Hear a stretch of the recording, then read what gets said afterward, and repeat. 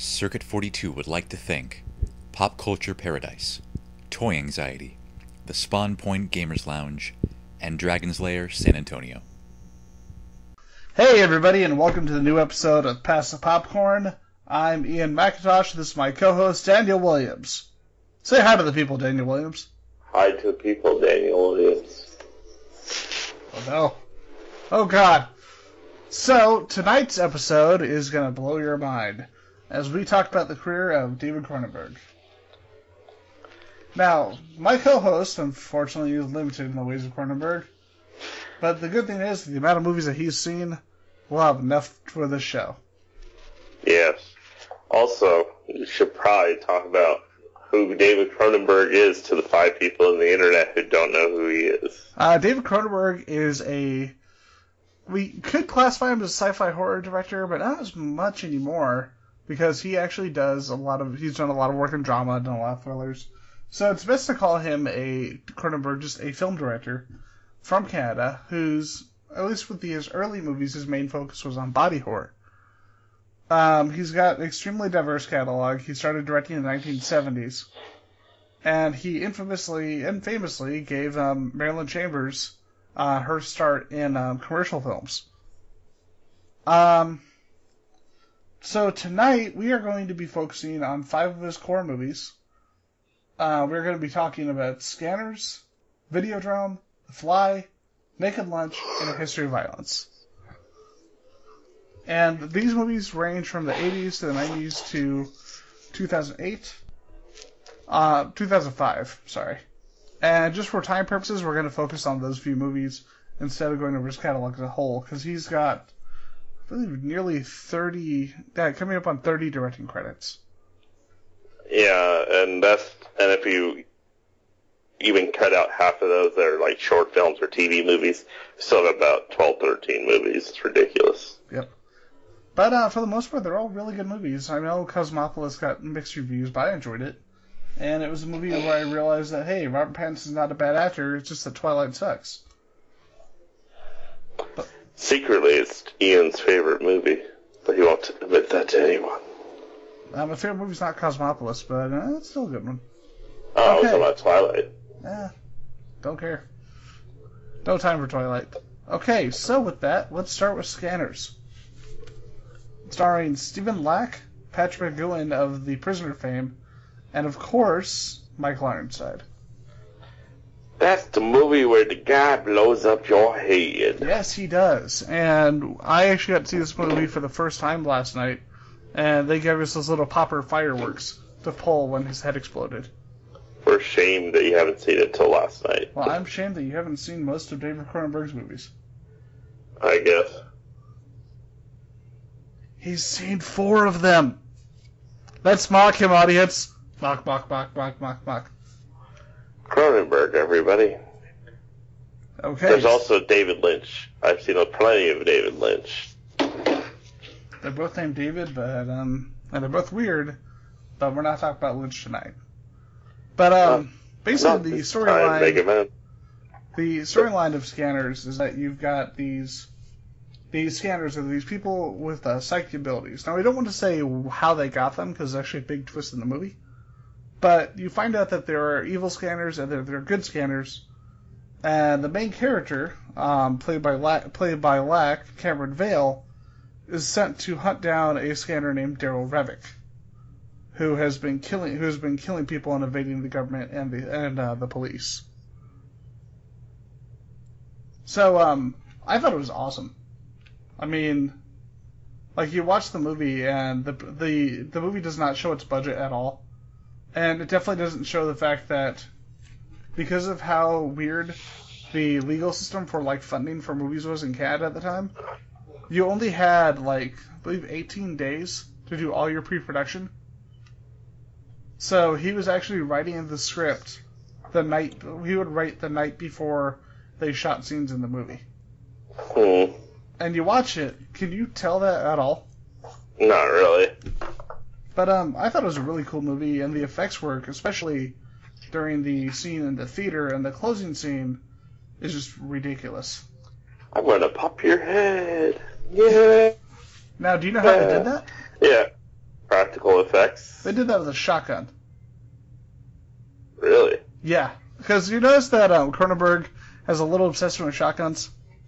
Just a bit. Well, basically they used one of the shotguns on the scene because those weren't props; those were real guns. And Wow. they couldn't figure out how to make the dummy explode, and they had all the stuff they had to go through to do it, and they needed to rush it. So they said, okay, we're going to make the prop dummy, fill it up with goop and brains and stuff like that, and then we're going to blow it up with a shotgun on cue. And then they realized that would take too long, and they just killed the actor. Now they used a shotgun on the dummy. Yep. Overall, amazing film. A lot of, I just like the dark themes of the movie. Probably the best Scanners movie since the sequels are like, and Scanner Cop's kind of cool. If you're not seeing Scanner Cop, that's interesting. Sequels, yeah. Man. But overall, Scanners has like a whole bunch of stuff that I used to love about movies. No CGI. No CGI. Yay! CGI has its place. It should just shouldn't dominate the entire movie. For example, Avatar. Not our favorite movie, but that's really not a movie that could have been done with practical effects. It would have looked awful. Yeah, well, the movie's horrible anyway, so. It's not bad. It's just not great. Dances with wolves with Smurfs. I don't care. But, everybody. Yeah, like, the funny thing is, do you know... You know how, even though the cast as a whole was really solid, you know how Stephen Lack was pretty flat, to say the least? It could have been worse. They could have not dubbed him. Yeah, initially his performance was so bad that they had him do ADR for every line of his in the movie. Yeah, because the studio was pissed, like because his ad performance was so terrible. Michael Ironside made that Scanners for me. Oh, Michael Ironside's fucking awesome in that movie. I'm gonna blow up your brain. And it's just so weird that Patrick McGowan from The Prisoners playing the character named Dr. Ruth. That's just very funny to me. Yes. Now, here's the thing. Do you know the story behind this, right? Behind Patrick McGowan and his drama on set? No, I don't. Go ahead and cover it. Well, he was a pain in the ass to work with. Like he basically just treated him. Like, Patrick McGowan is an icon, you know? He's done such awesome work. He's in Braveheart, where he also had, like, a douchebag. He's in Escape from Alcatraz. He was a creator of Secret Agent, The Prisoner. But the man kind of was the king of Shit Mountain. But the problem is he pretty much acted like it the whole time. And that's why Cronenberg never worked with him again. You're a douchebag. I'm never gonna work with you again. And it's so unfortunate, because he is really damn good in the movie. Yeah, but when you can't be professional in the movie, fuck that. Yep. But, the only thing that, like, the two things, like, last night that me and my friend, when we were watching the movie, we pointed out two really weird issues with the movie. One, these psychics aren't very good sometimes. Like, you have that scene where they're all in their little prayer circle. You know what I mean? Yeah. And, like, if you're psychic, how did the three of you just get killed? Wouldn't you have, like, noticed with your scanning powers the dudes coming upstairs to murder you? Yeah, it is a kind of a flaw in the movie. Yeah, their scanning abilities are selective throughout the film. Well, I mean, yes and no, yeah. But, I mean, it could have been a lot worse. I gotta say, though, the way that one character, I don't want to say the name of the character. The way that one character tricks them in regards to her powers, that was a pretty awesome scene. I was not sure what to expect there. Yeah, the one character is an awesome character. Yep. That's also the one character. But, the bit that I was impressed by was the ending. Because even though it's like, computers do not work that way, I kind of like the idea that they, that what they did with computers at the end. That was actually a really, really cool idea. Because after the movie we were talking, and we were talking about how, they've done this much, But what if they could do that? Apparently we were both thinking, they could do that. That would be really cool. And then they fucking did it. And it's like no other director would even think to do that. Yeah, exactly. So with Scanners, that while it was not a huge studio movie, and it was his fourth movie that he directed, it was actually his first feature to become a major box office hit. Exactly. That's why, while I have not seen all of Cronenberg's stuff, I've seen the most important ones. You should watch Brood. The Brood. The Brood is freaking great. I do need to see that one, but yeah. And check out Shivers and check out the other one that he made right around the same time. Like, all of his movies are really good. He's one of the few directors I can say for, and I know people are divided up on Cosmopolis, but I dug it. Cosmopolis. The one whose name you can't pronounce till just now. Cosmopolis. Cosmopolis. Douche. Alright, and the next movie, now that we have moved on from the scanner blow-up people, is that Videodrome signal. Videodrome is definitely a movie ahead of its time. It predicted things that, a lot of modern TV / the internet itself actually does, where it's all about, going above and beyond, like going over the top to get ratings and stuff like that. Like in Videodrome, at the very beginning, it's like there's an entire station like searching out the most fucked up things to get their actual ratings up. And during that process, they find out about Videodrome, which is like this weird signal that starts altering your brain and makes you it actually even controls you over time. And you also hallucinate, which is definitely fun. Don't want to go into huge spoilers, but over the course of the film, the delusions get worse as the signal starts to penetrate the guy's brain, and certain things happen that lead up to the end of the movie with this big, the big thing that everyone's heard of, the flesh gun. Now, quick thing I want to touch on. This movie was originally going to be released in 1982, not 1983. Mm-hmm. But do you know why I think it released in 82? No, why was it not? Well, 82 is kind of a famous year for science fiction and horror.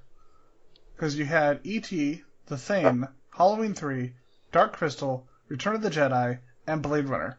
I can see why they delayed it. Yeah. By the way, just the summer alone was E.T., The Thing, Halloween 3, and Dark Crystal. But yeah, the main thing with Videodrome, it started showing things like reality television, which was a big thing. It wasn't a big thing back in the 80s when the movie came out, but it kind of predicted how things were going to go when it came out, when things in the 90s and 2000s, such as Survivor, etc., happened. And, it's kind of like the course at this point when it comes to television. And computers, to a certain extent, have that same thing where they try to go to that over the topness just to get people interested in different articles, blogs, the controlling of news, stuff like that. Something that, honestly, I kind of see Videodrome like the successor to the movie Network, which is basically a concept about how network television is going out of the way to make up this fake false news that you've been buying for years, not realizing, most of it's just to hide the real news. And movies like that are kind of have come out every 5-10 years to kind of cement the next big thing. I mean, after things like Videodrome, there was They Live, which was all about control and obeying the Big Brother and stuff like that. And they had Natural Born Killers, which was over the top hey, murder and violence movie, making like these movies that make huge points, and that's why, while Ian may not be as big a fan of something like Videodrome, I could see where it's relevant in pop culture even to today because of all the things it covers and, basically throws out there. Oh, I like the movie just as much as you, but I just know that you've seen it more times.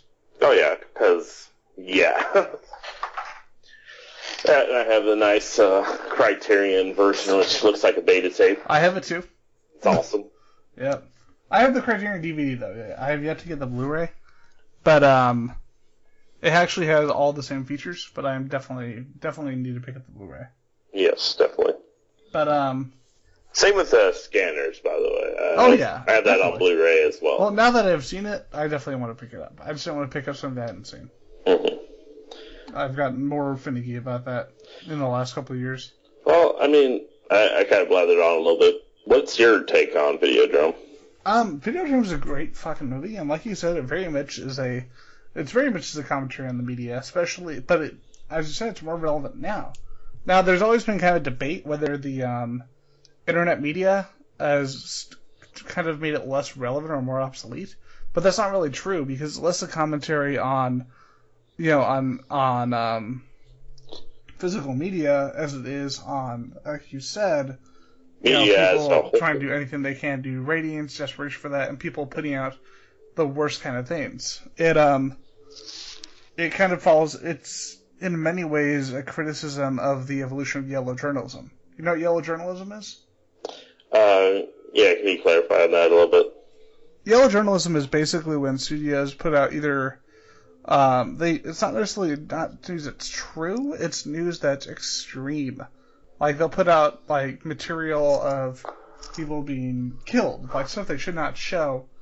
Or back in the 90s when they did this, when they showed the simulation, when they not just hyper focused on the O.J. Simpson trial, but they showed the simulation of it. Or when the who's the killer of the she killed the Long Island Lolita. What was that name of that? What was that killer?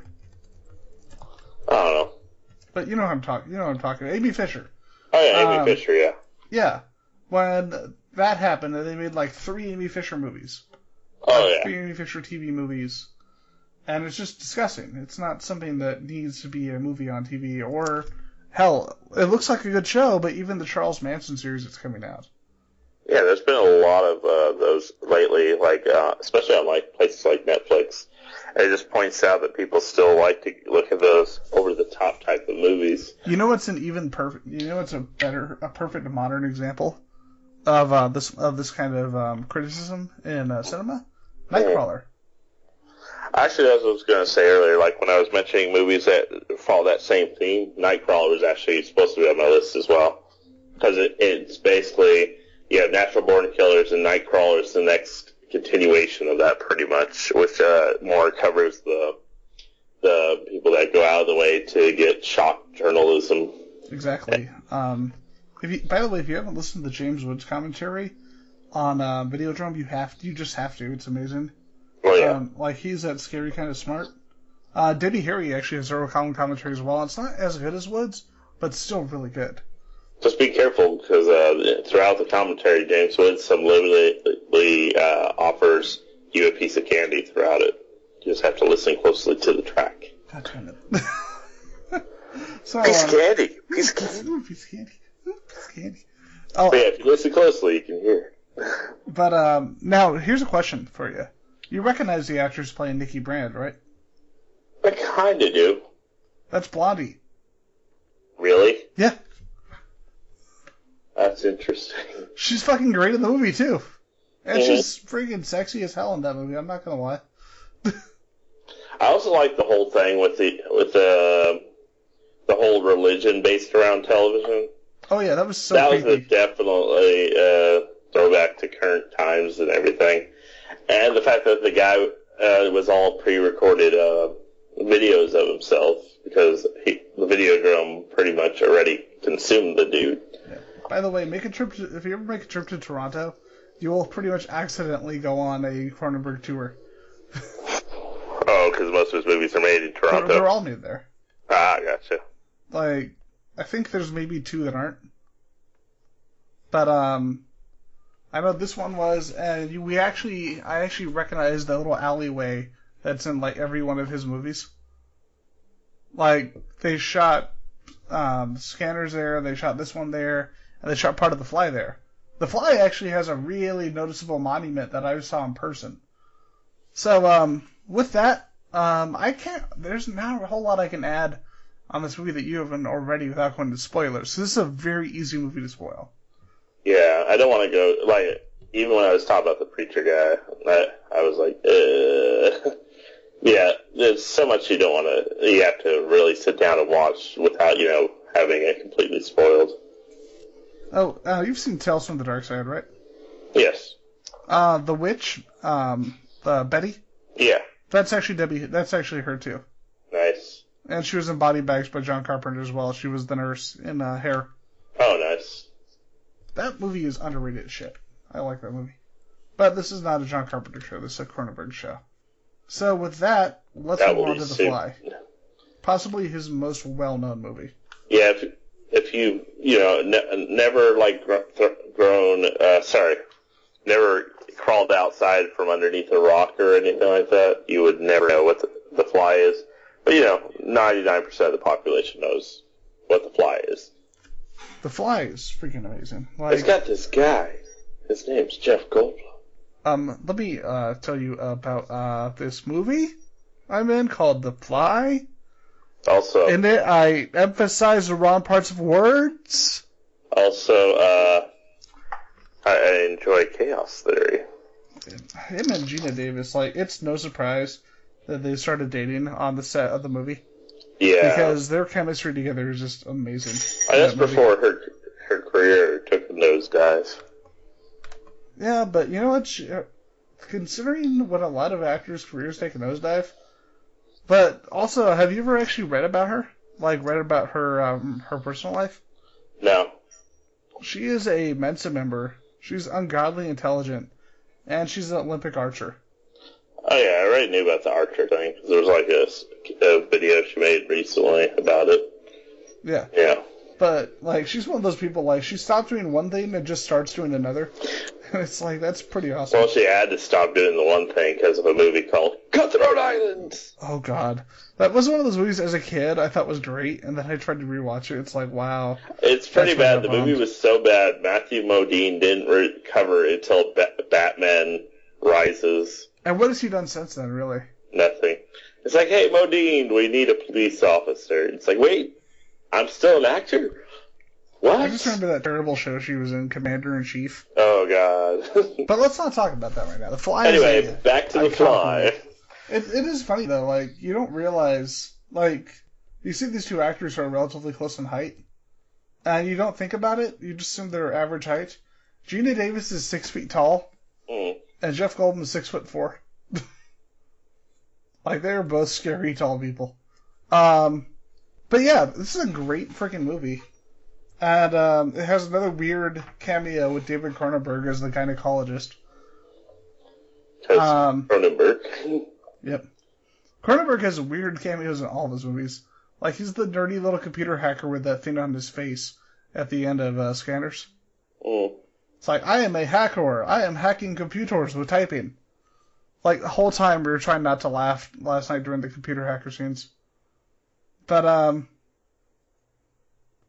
yeah, like, there's a scene where they're in somebody's apartment and you see this really famous mural from Toronto out the window.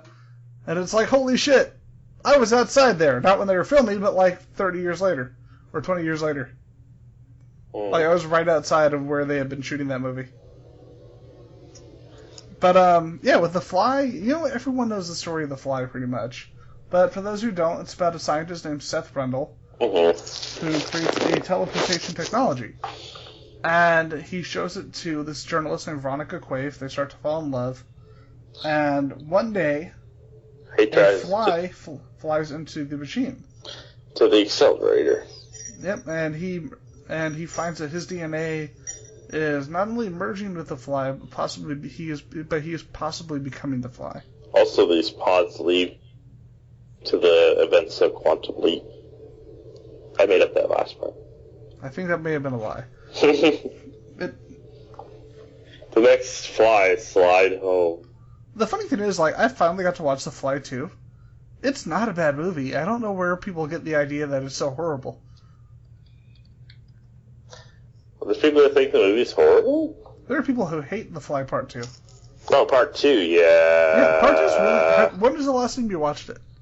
It's been a while, but yeah, there's a reason. It's like... I don't think it's that bad. First of all, no Goldblum, but that's obvious. Yeah. And the son situation is kind of weird. Oh yeah, it's a creepy-ass movie. But, it's by the same guy who did Shawshank Redemption.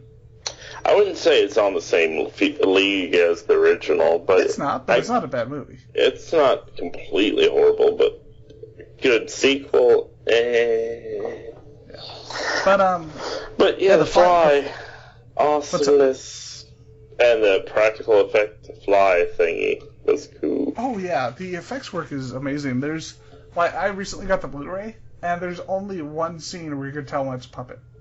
Oh god, the creepy scene before he becomes complete fly. Oh god, the detail on Blu-ray makes that scene just horrifying. That's when I need to get on Blu-ray.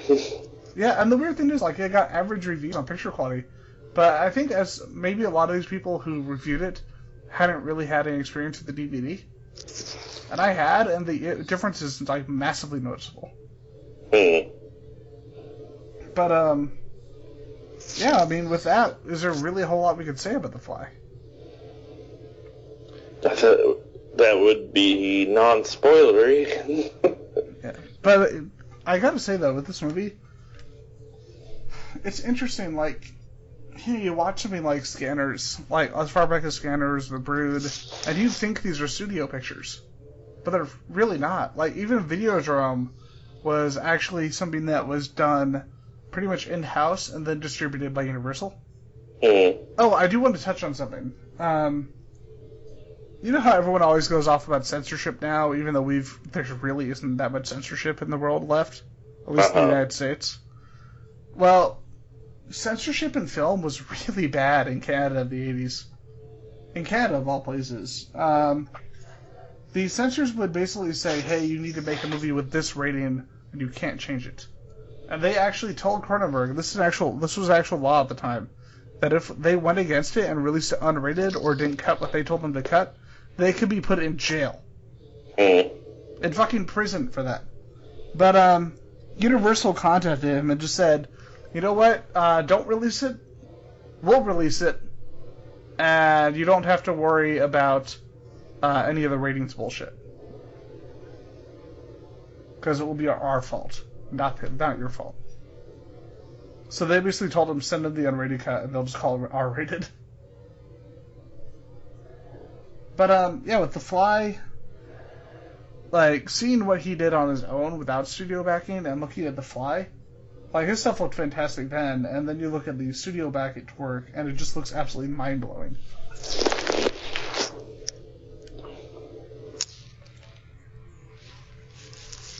That and it's really fucking creepy still. Like, really creepy. Definitely. Now, I want to touch on something. Do you know who the cinematographer for literally every single Cronenberg movie is? Not the cinematographer, the composer. It's Howard Shore. Yeah, he worked on his first movie. It's either his first movie or Scanners. Let me check real quick. Yeah,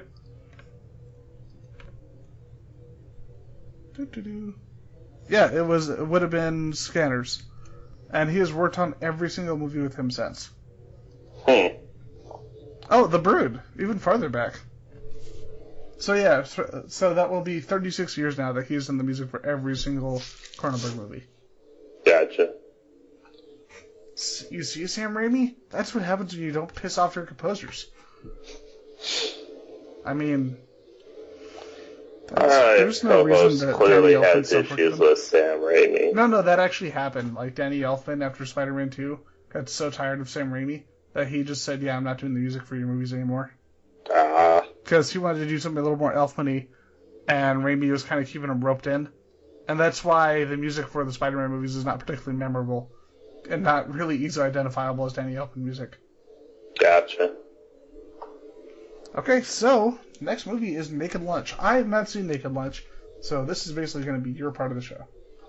Alright, Naked Lunch is an interesting movie.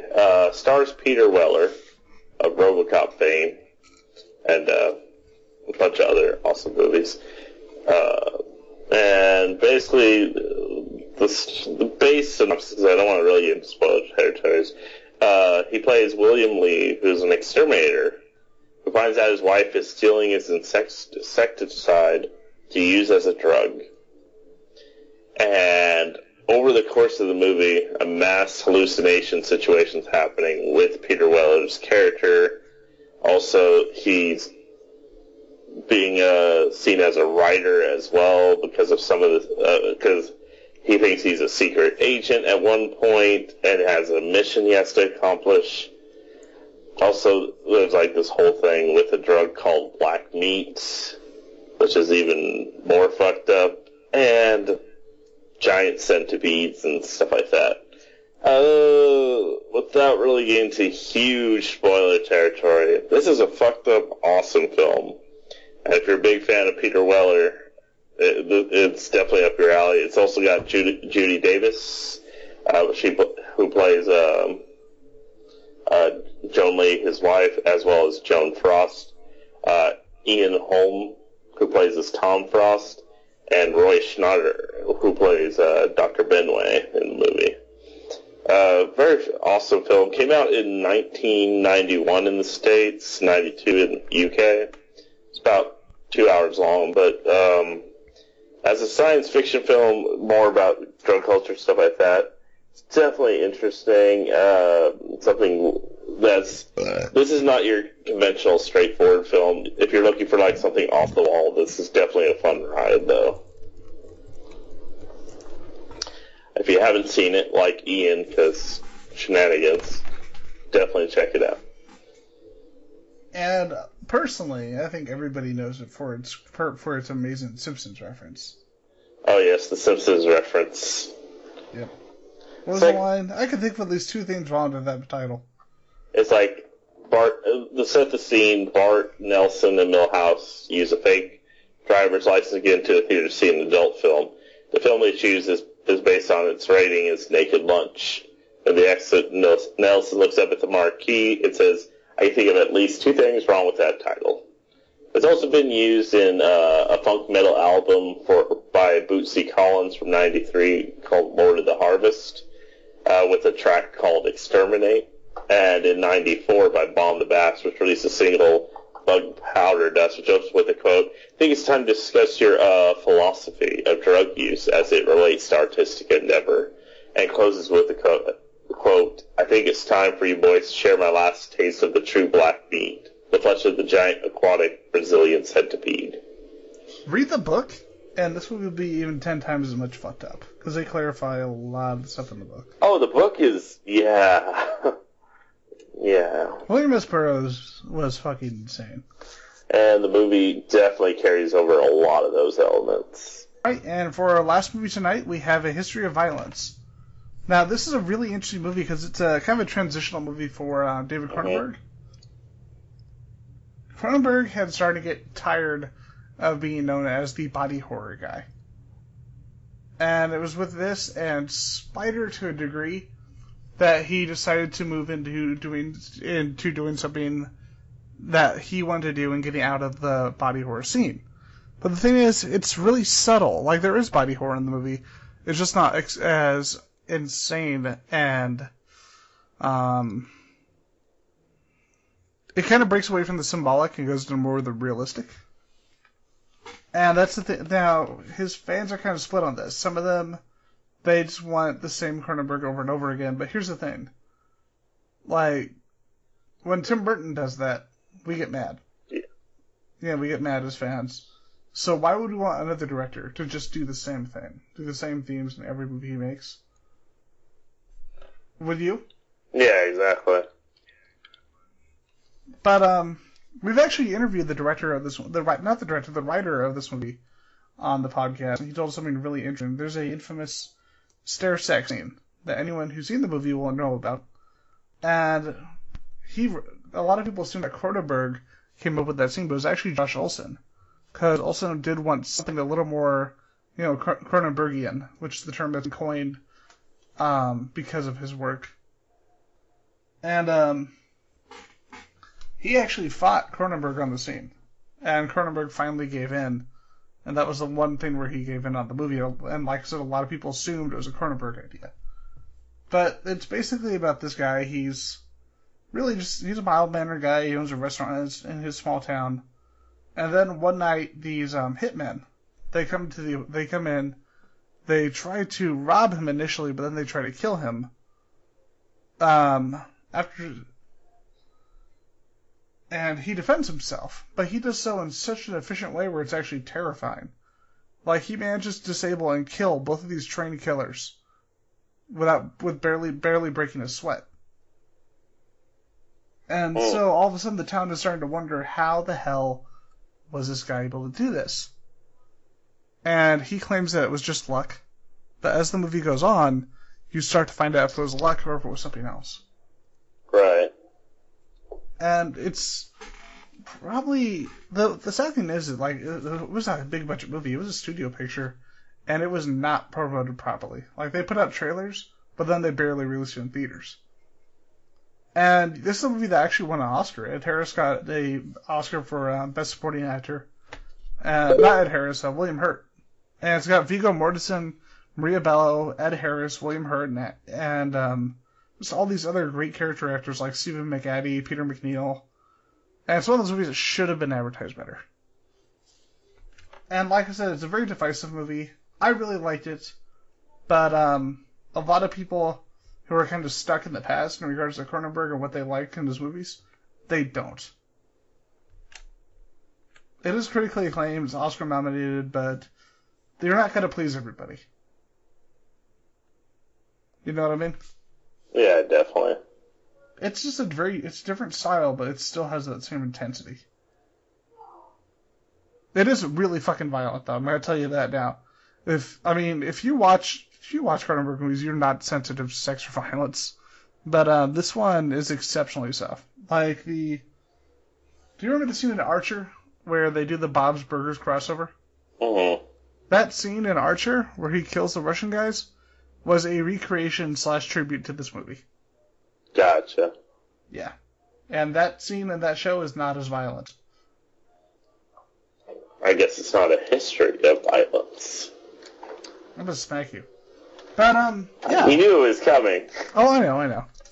But, yeah, this was kind of a transitional film for him. And Eastern Promises, Dangerous Method, Cosmopolis, Maps of the Stars. Maps of the Stars is a little bit hit or miss, but I like the others. It kind of created a new Cronenberg, while maintaining a lot of the tone and the darkness of the previous Cronenberg films. I figured that would be a good one to kind of wrap up on that kind of transitional movie from the Cronenberg we knew to the Cronenberg we know now. History of violence. I've heard it's good stuff. It is good, but it's not historically accurate. But it's a history of violence. Okay, we should probably stop this before people stop listening. Okay. Alright. So, you cover the new Blu-ray releases, and I'll go over the box office. Alright.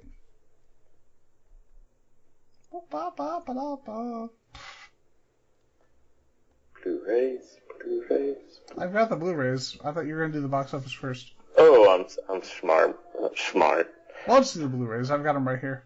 Yeah, you do the Blu-rays first, and then I will do the boxy offices. Right, this is kind of an interesting and mixed week. I want Cannibal Ferox. Yeah, Cannibal Ferox, the not as good cannibal movie. But it's still a good flick. It's just not that other one. Then again, I really don't like Holocaust because animal violence makes me sick to my stomach. And that movie kind of, for me, hits that point of being a little too real. Gotcha. You know what I mean? Yeah, definitely. But this is actually a good, if mixed week, because you've got a lot of cool little horror releases. You got Cannibal Ferox coming out. Yellowbeard, motherfucker. Yellowbeard. You've got Madman coming out. Kind of a 80s slasher flick. You got 2 double feature sets from Scream Factory. Those double features can be a little bit hot and cold. Food of the Gods and Frogs. Yeah. I'm not going to be buying the Food of the Gods and Frogs set. Food of the Frogs. And the other one is Empire of the Ants and Jaws of Satan. I really don't need to get my Corman on. Some Corman is good, but generally the Corman that he makes himself, not so great. The Confession is a good one. Fair enough. That's Criterion release. So is Mad Max. That was actually a Corman release, sort of. Yeah. Yellowbeard, of course, like I mentioned. Yeah. But, of course, you've got the extremely disappointing, extremely delayed Seventh Son coming out.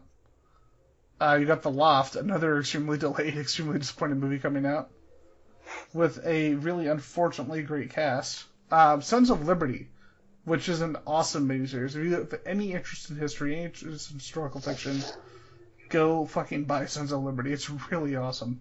It's 5 hours long, but it's amazing. Enter the Ninja, man. Hold on. I'm doing the Blu-rays. You got Ray Donovan, season 2, with Liev Schreiber, an actor I really like, an actor that Dan's like, I hate Liev Schreiber because reasons. I like Ray Donovan. Nope, you're like, I hate Liev Schreiber because Scream 2, rawr. He was bad in Scream 2. I have to disagree. But then you have Darker Than Black, the anime, season 1 coming out. That's actually a really good anime. For those who are curious, check it out. You got Revenge of the Ninja and Enter the Ninja, 2 movies that I could care less about. Best movies ever, man. That neon ninja star in Enter the Ninja and the common... Okay, it either looks like he's using a jetpack or he's just making explosions because ninjas. And Revenge of the Ninja. Revenge of the Ninja, because ninja. These covers are amazing. Inuyasha, because I don't give a shit. One sec. Sorry, I had to throw that in there. Hello? And Ian. Sorry about that. And then Ian died. Sorry, someone was messaging me, and I need to let them know that I was recording. Okay. So, with Inuyasha, like I said, because who cares? It's crap, and they killed the series. And continue. The sad thing is the manga is actually pretty decent, but they finished the anime before the manga was actually done.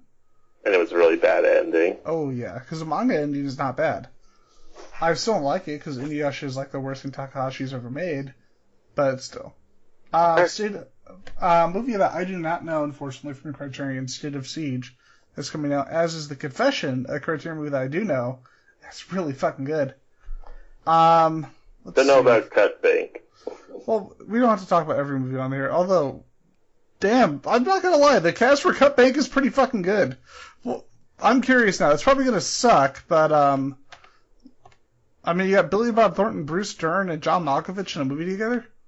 It's got a 3-star rating. Where? On Amazon. Oh, that's a good sign. It's probably garbage. Oh, Watchmen had a 3-star rating for a while on Amazon. It's hot garbage, people. So let's see, what is this? I'm curious now. Cut Bank. To the Rotten Tomatoes. Yellowbeard.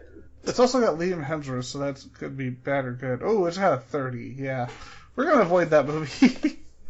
I'm not going to go with the movie that's 30%. Sorry, guys. Wow, Yellowbeard's going to be $20. Nice. What the fuck is Yellowbeard? Dude, you never seen Yellowbeard? No. Dude, it's Terry Gilliam. Really? Okay. It has Graham Chapman, John Cleese, Cheech Marin, Marty Feldman, and Tommy Chong. Alright, and for all the, Basically, it's like Monty Python Continues type thing. Alright, and now for the anime that, ironically, the 2 target audiences are hot cosplay chicks and guys who don't get laid. Sonic Annie, the Super Sonico anime. This is just right for Ian. Oh, Dan. And of course, you've got Magician, the astonishing life and work of Orson Welles, a horror movie called Let Us Pray with the most generic cover ever. Kings of the Sun.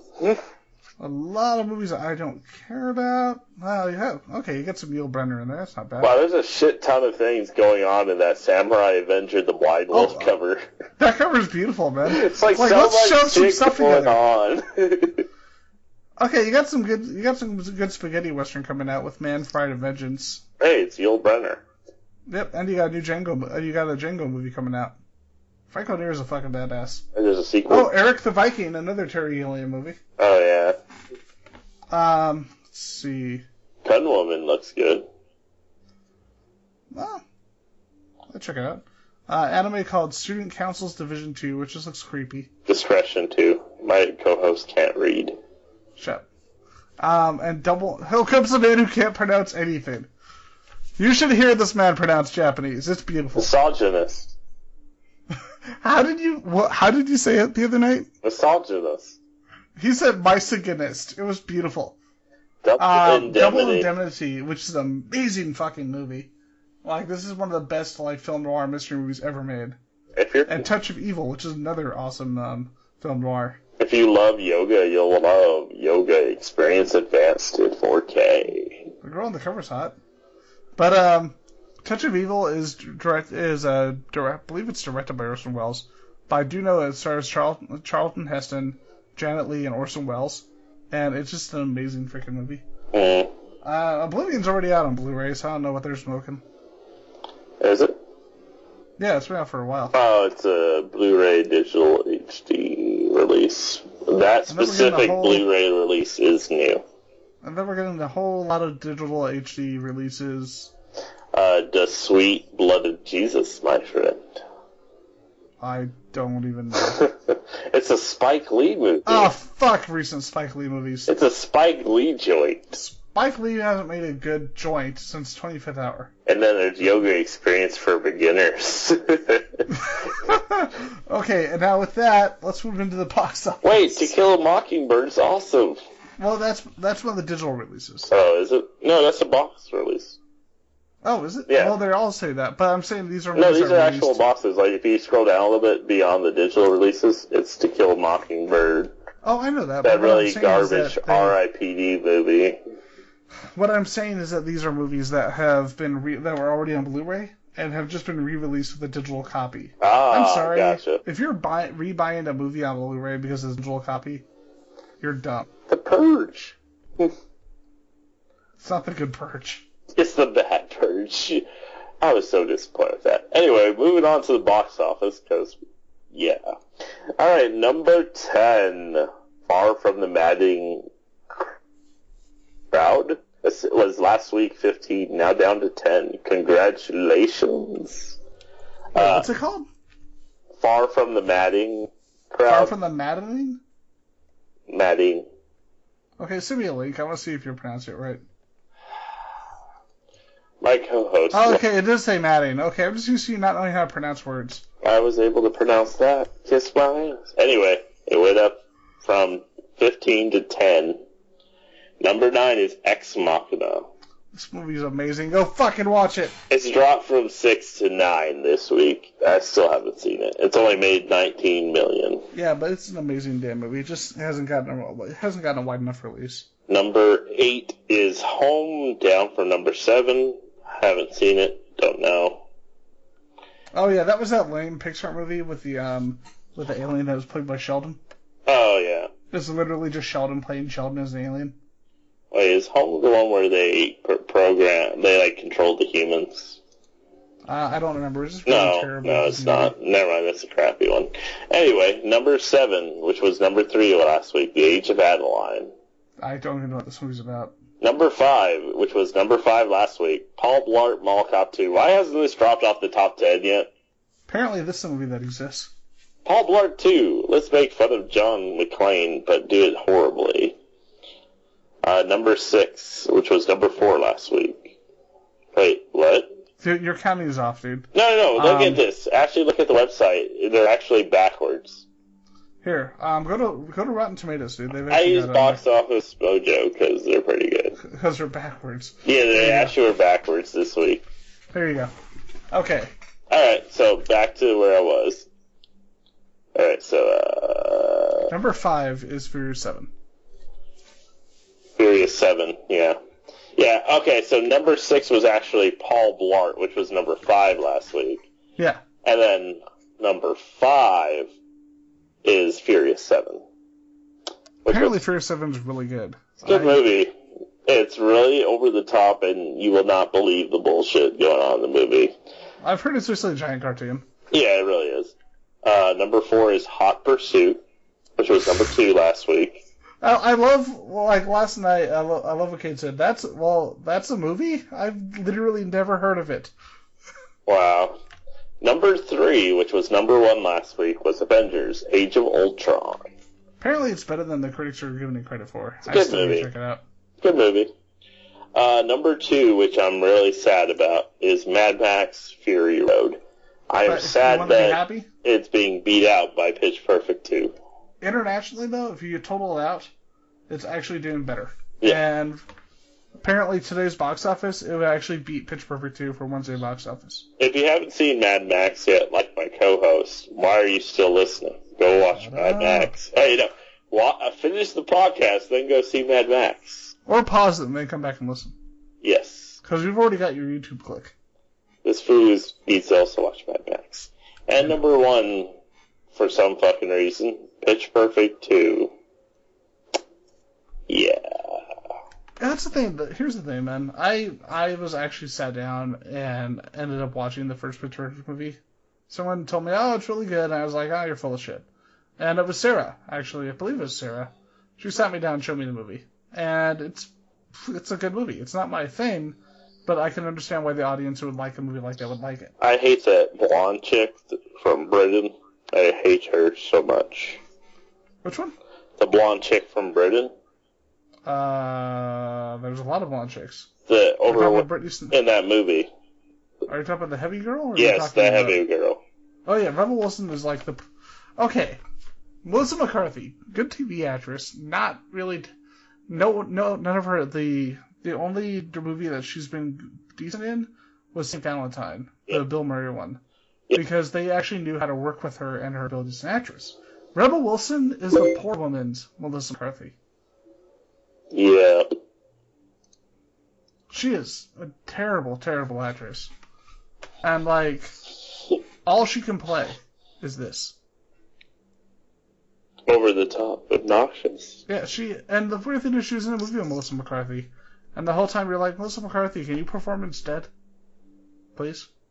Apparently she's very good in Britain, for some reason.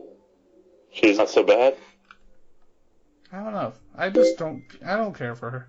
I don't either. And that's the box office. Yep. Movies opening this coming weekend are Tomorrowland, which already has... That looks really fucking good. Got a 53% on Rotten Tomatoes already. I don't care. I'm interested in seeing it. And it's directed by, it is by the director of, my brain just died. It's directed by Brad Bird. I swear to God, if you see Tomorrowland before you see Mad Max, I will smack you. Oh, I'm going to see Mad Max first, but I really want to see this. I mean, you've got really good science fiction film. Well, you got a science fiction film with George Clooney and Hugh Laurie, directed by Brad Bird. Alright. Poltergeist is also opening up this weekend. Another one where, despite the reviews, honestly, I'm interested in seeing it. Apparently it's Poltergeist for white people. What? But Poltergeist is Poltergeist for white people. Yes, I know. That doesn't make sense. It makes perfect sense. Shut up. White people problems. Sorry, let me clarify. Anyway, 85% already. When Marnie was there is also opening. Some movie called Chocolate City. And a loss. What the fuck is Chocolate City? I don't know. I know. Sorry, guys. Sorry, we are not cultured enough. A loss, which is at 6% already. That's pretty bad. Oh, wait. Oh, when Marty was there. You know who this is by. This is a Studio Ghibli. Yes, it is. Yeah, I'm curious that to see Chocolate that City looks like the... Chocolate City looks like kind of a movie Dan would love. There's a lot of shirtless Chocolate black men City in that. seems to be, what? Black Magic Mike. Human Centipede... Without the movie critical Ian's really clamoring for is the Human Centipede 3. I love that that's even coming out. Sunshine Superman. And the Gueros? Yeah, Gueros. Okay, what's with this movie with Guerreros? I've been to that taco restaurant. Wow. Over in Austin. No, that's actually a real taco That's also restaurant. the name of the movie. So Sunshine Superman looks interesting. Oh, it's a Guinness World Record. Yeah.